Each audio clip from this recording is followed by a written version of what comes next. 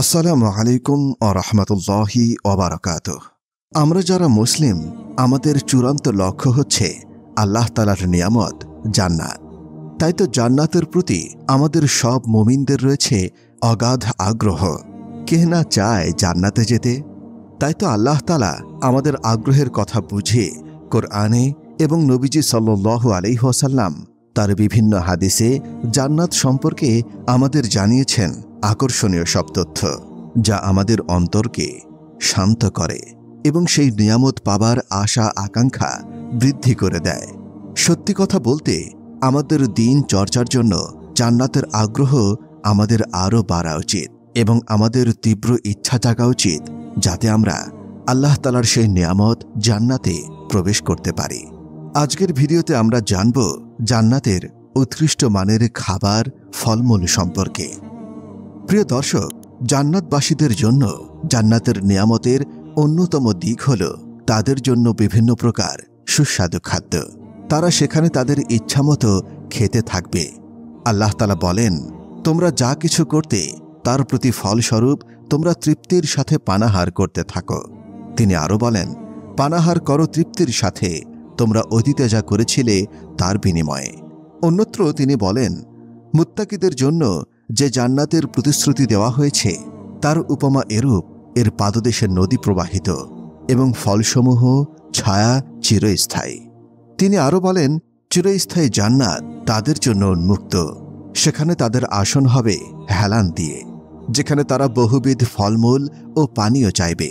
জান্নাতের খাদ্যের মধ্যে ফলমূল সম্পর্কে ইতিপূর্বে আলোচনা করা হয়েছে, কিন্তু পবিত্র কোরআনে জান্নাতের খাদ্য হিসেবে গোশতের কথা উল্লেখিত রয়েছে। যেমন আল্লাহ তাআলা বলেন, আর আমরা তাদেরকে দেব ফলমূল ও গোশত যা তারা পছন্দ করে। এতে ফল ও গোশতের কথা এসেছে, অন্যত্র পাখির গোশতের কথা এসেছে। আল্লাহ তাআলা বলেন, আর তাদের ঈপ্সিত পাখির গোশত নিয়ে। জান্নাতের আরেক প্রকার খাদ্য সম্পর্কে হাদিসে বর্ণিত হয়েছে। নাসরুল্লাহ বলেন, রাসূল সাল্লাল্লাহু আলাইহি ওয়াসাল্লাম মদিনায় আসলে আব্দুল্লাহ ইবনে সালাম তাকে জান্নাতবাসীদের প্রথম খাদ্য সম্পর্কে জিজ্ঞাসা করলেন। রাসূল সাল্লাল্লাহু আলাইহি ওয়াসাল্লাম বললেন, জান্নাতবাসীর প্রথম খাদ্য হবে মাছের কলিজার অতিরিক্ত অংশ। অন্য হাদিসে জনৈক ইহুদির জান্নাতীদের খাদ্য সম্পর্কে এক প্রশ্নের উত্তরে রাসূল সাল্লাল্লাহু আলাইহি ওয়াসাল্লাম বলেন, মাছের কলিজার অতিরিক্ত অংশ। সেই ইহুদি বলল, এরপরে তাদের খাদ্য কি হবে? তিনি বললেন, তাদের জন্য জান্নাতে ষাঁড় জবেহ করা হবে, যা থেকে জান্নাতীরা ভক্ষণ করবে। অন্যত্র তিনি বলেন, কিয়ামতের দিন সারা পৃথিবী একটি রুটি হয়ে যাবে, আর আল্লাহ তাআলা জান্নাতীদেরকে মেহমানদারির জন্য তাকে হাতের মধ্যে নিয়ে এমনভাবে ওলটপালট করবেন, যেমন তোমাদের মধ্যে সফরের সময় তাড়াহুড়ো করে এ হাতে ও হাতে নিয়ে রুটি প্রস্তুত করে। এমন সময় এক ইহুদি এসে বলল, হে আবুল কাসিম, দয়াময় আপনার উপর বরকত দান করো। কিয়ামতের দিন জান্নাতবাসীদের আপ্যায়ন সম্পর্কে আপনাকে কি জানাবো? তিনি বললেন, হ্যাঁ, সেদিন দুনিয়াটা একটি রুটি হয়ে যাবে। যেমন নবী করিম সাল্লাল্লাহু আলাইহি ওয়াসাল্লাম বলেছেন, সেও তেমনি বলল। তখন নবী করিম সাল্লাল্লাহু আলাইহি ওয়াসাল্লাম আমাদের দিকে তাকালেন এবং হাসলেন, এমনকি তার চোয়ালের দাঁতগুলো প্রকাশিত হল। এরপর তিনি বললেন, তবে কি আমি তোমাদেরকে তাদের তরকারি সম্পর্কে বলবো না? তিনি বললেন, বালাম এবং নুন। সাহাবীগণ বললেন, সেটা কি জিনিস? তিনি বললেন, ষাঁড় ও মাছ, যাদের কলিজার গুর্দা হতে ৭০,০০০ লোক খেতে পারবে। অন্যত্র তিনি আরও বলেন, জান্নাতীরা সেখানে খাবে, পান করবে, কিন্তু তারা মলমূত্র ত্যাগ করবে না, থুথুও ফেলবে না এবং তাদের নাক হতে সর্দিও বেরোবে না।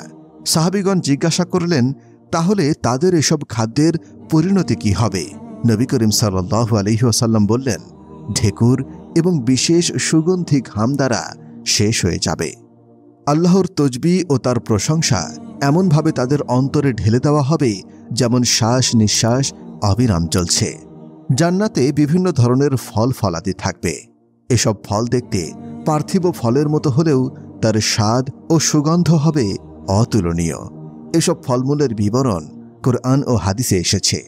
যারা ঈমান আনয়ন করে এবং সৎ কর্ম করে তাদেরকে সুসংবাদ দাও, তাদের জন্য রয়েছে জান্নাত, যার নিম্নদেশ হতে নদী প্রবাহিত।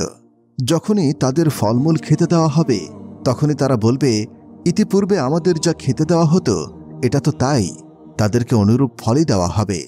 আর সেখানে তাদের জন্য পবিত্র সঙ্গিনী রয়েছে, যারা সেখানে স্থায়ী হবে। অন্যত্র তিনি বলেন, যেখানে তাদের জন্য থাকবে সব ধরনের ফলমূল। হাদিসে এসেছে, নবী করিম সাল্লাল্লাহু আলাইহি ওয়াসাল্লাম বলেন, যে ব্যক্তি কোনো রোগীকে দেখতে যায় সে জান্নাতে খুরফার মধ্যে থাকবে। জিজ্ঞাসা করা হলো, খুরফা কি? তিনি বললেন, জান্নাতের ফলমূল। অনুরূপভাবে অন্যত্র উল্লেখিত হয়েছে, আল্লাহ তাআলা বলেন, যার ফলরাজি অবনমিত থাকবে নাগালের মধ্যে। অন্যত্র তিনি বলেন, সন্নিহিত বৃক্ষ ছায়া তাদের ওপরে থাকবে এবং তার ফলমূল সম্পূর্ণরূপে তাদের আয়ত্তাধীন করা হবে। এর ফলমূল তারা যেভাবে ইচ্ছা খেতে পারবে। জান্নাতের ফল জান্নাতবাসীর নিকট তাদের চাহিদা মতো চলে আসবে। অনুরূপভাবে হাদিসে এসেছে, রাসূল সাল্লাল্লাহু আলাইহি ওয়াসাল্লাম বলেন, আমি আমার সামনে সব কিছু দেখেছি যা আমাকে দেওয়ার ওয়াদা করা হয়েছে। এমনকি আমি জান্নাতে ফল নিতে চেয়েছিলাম যখন তোমরা আমাকে সামনে অগ্রসর হতে দেখেছিলে। আবার ফাকিহা শব্দযুগেও কোরআনে জান্নাতের ফলের বিবরণ এসেছে। কোরআনে 9টি সূরার 12টি আয়াতে আল ফাকিহা শব্দের প্রয়োগে ফলের বর্ণনা এসেছে। যেমন আল্লাহ তাআলা বলেন, সেখানে থাকবে তাদের জন্য ফলমূল এবং তাদের জন্য বাঞ্ছিত সমস্ত কিছু। তিনি আরও বলেন, সেখানে তোমাদের জন্য রয়েছে প্রচুর ফলমূল, তা হতে তোমরা আহার করবে। অন্যত্র তিনি বলেন, সেখানে তারা প্রশান্ত চিত্তে সব ধরনের ফলমূল আনতে বলবে। জান্নাতে বিভিন্ন প্রকার ফল এবং প্রাচুর্য থাকবে। সেখানে সকল প্রকার ফল থাকবে এবং জান্নাতীরা যখন যা চাইবে তাই পাবে। জান্নাতের সকল ফল দুই প্রকার থাকবে। আল্লাহ তাআলা বলেন, উভয় উদ্যানে রয়েছে প্রত্যেক ফলের দুই প্রকার, অর্থাৎ সকল ফল 2 ধরনের হবে, তরতাজা ও শুকনা। জান্নাতে কতিপয় ফলের নাম উল্লেখিত হয়েছে কোরআন ও হাদিসে, যথা 1 খেজুর ও আনার। আল্লাহ তাআলা জান্নাতের ফলমূলের কথা উল্লেখের পাশাপাশি খেজুর ও ডালিমের কথা উল্লেখ করেছেন। যেমন তিনি বলেন, সেখানে রয়েছে ফলমূল, খেজুর ও আনার। 2 আঙ্গুর। জান্নাতের মুত্তাকিদের জন্য উদ্যান থাকবে, থাকবে আঙ্গুর ফল। আল্লাহ তাআলা বলেন, মুত্তাকিদের জন্য তো আছে সাফল্য উদ্যান রাখা। আঙ্গুরের শ্রেষ্ঠত্ব উদ্যানে তার আধিক্যের জন্য। এই সম্পর্কে হাদিসে এসেছে, আসমা বিনতে আবু বকর রাদিয়াল্লাহু আনহু হতে বর্ণিত, রাসূল সাল্লাল্লাহু আলাইহি ওয়াসাল্লাম সূর্যগ্রহণের সালাত আদায় করলেন। তিনি শেষ করে বললেন, জান্নাত আমার নিকটবর্তী হল, এমনকি আমি চেষ্টা করলে তোমাদের জন্য জান্নাতের আঙ্গুর থেকে একচ্ছত্র আঙ্গুর নিয়ে আসতে পারতাম। অন্য বর্ণনায় এসেছে, আব্দুল্লাহ ইবনে আব্বাস রাদিয়াল্লাহু আনহু বলেন, রাসূল সাল্লাল্লাহু আলাইহি ওয়াসাল্লামের যুগে সূর্যগ্রহণ লাগে। তিনি সালাত আদায় করলেন।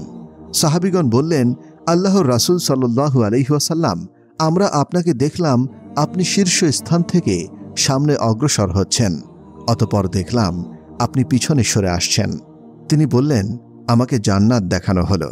আমি সেখান থেকে 1 থোকা আঙ্গুর নিতে চেষ্টা করলাম। যদি আমি নিতে পারতাম তাহলে তোমরা তা দুনিয়ায় অবশিষ্ট থাকা পর্যন্ত খেতে পারতে। কুল ও কলা। পবিত্র কোরআনে জান্নাতি ফলের মধ্যে কলা ও কুল ফলের কথা উল্লেখিত হয়েছে। যেমন আল্লাহ তাআলা বলেন, নিশ্চয়ই সে তাকে আরেকবার দেখেছিল প্রান্তবর্তী বদরে বৃক্ষের নিকট, যার নিকট অবস্থিত বৃক্ষটি যার দ্বারা আচ্ছাদিত হওয়ার দ্বারা ছিল আচ্ছাদিত। অন্যত্র তিনি বলেন, ডান দিকের দল কত ভাগ্যবান, ডান দিকের দল তারা থাকবে এমন উদ্যানে যেখানে অকণ্ঠহীন কুলবৃক্ষ, কাদি ভরা ফজলি বৃক্ষ। হাদিসে এসেছে, সুলাইম ইবনে আমির রাদিয়াল্লাহু আনহু বলেন, সাহাবীগণ বলতেন, আল্লাহ তাআলা আমাদেরকে বেদুইনদের প্রশ্নের দ্বারা উপকৃত করেছেন। একদা এক বেদুইন এসে বলল, হে আল্লাহর রাসূল সাল্লাল্লাহু আলাইহি ওয়াসাল্লাম, আল্লাহ জান্নাতে যন্ত্রণাদায়ক গাছের কথা উল্লেখ করেছেন, কিন্তু আমি মনে করি জান্নাতের গাছ জান্নাতীকে কষ্ট দেবে না। রাসূল সাল্লাল্লাহু আলাইহি ওয়াসাল্লাম বললেন, আল্লাহ কি বলেননি কণ্টকহীন কুলবৃক্ষ? আল্লাহ কুলের কাঁটা অপসারণ করবেন এবং প্রত্যেক কাটার স্থানে ফল অদগত করবেন। ফলে ৭২ প্রকার খাদ্যের স্বাদ পাওয়া যাবে। একটি স্বাদ অন্যটির মতো নয়। উল্লেখ্য, জান্নাতের কুল ও কলা দুনিয়াবি কুল ও কলার সাথে তুলনীয় নয়। জান্নাতের কোনো ফল যখন আহরণ করা হবে, সেখানে তখন পুনরায় অনুরূপ ফল স্থলাভিষিক্ত হবে। এছাড়া দুনিয়াতে মানুষকে যেসব ফল খেতে দেওয়া হয়েছে, সেগুলো জান্নাতের ফলস্বরূপ হবে না। অধিকাংশ ফল এমন হবে যা দুনিয়াতে খেতে দেওয়া হয়নি, এমনকি দুনিয়াতে সব তারা দেখেও নি। জান্নাতের ফলসমূহ উত্তম, যার মধ্যে মন্দ বা খারাপ কিছু নেই। পক্ষান্তরে দুনিয়ার ফল কিছু নির্মল শ্রেষ্ঠ, আর কিছু অপরিষ্কার নিকৃষ্ট।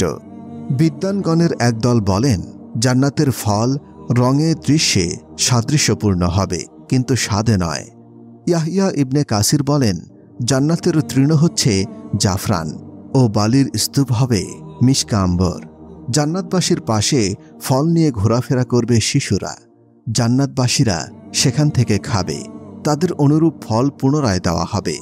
তখন তারা ওই শিশুদেরকে বলবে, তোমরা তো এখনই আমাদেরকে এই রূপ দিয়েছিলে।